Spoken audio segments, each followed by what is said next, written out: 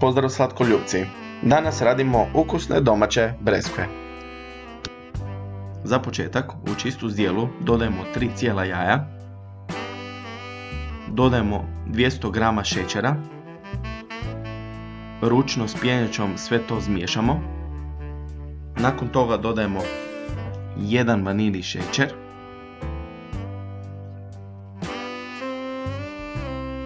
dodajemo jednu malu žličicu praška za pecivo, 3 žlice glatkog brašna,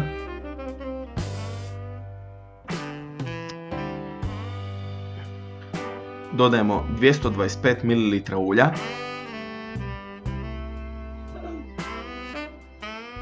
izmiješamo. Nakon toga dodajemo 3 žlice mlijeka, sve sjediniti s pjenjačom i staviti u frižider minimalno 2-3 sata.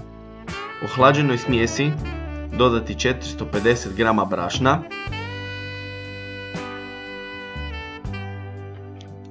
brašno će dati tvrđu teksturu, pa dalje miješamo rukom.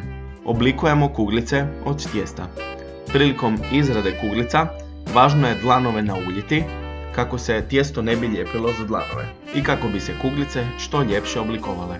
Pečemo od 10 do 15 minuta na 150 stupnjeva bez ventilatora. Dok su još tople, nježno ih dubimo.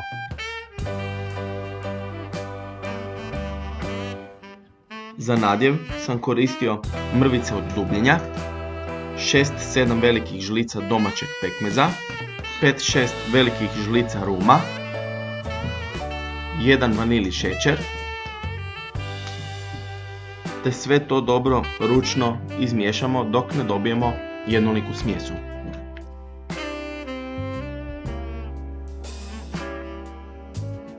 Nakon toga krećemo sa filanjem breskvica.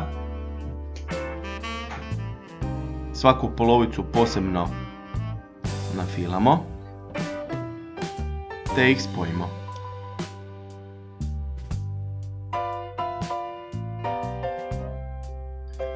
U 2 zdjelice čiste vode dodajemo ekstrakt vanilije i ekstrakt jagode.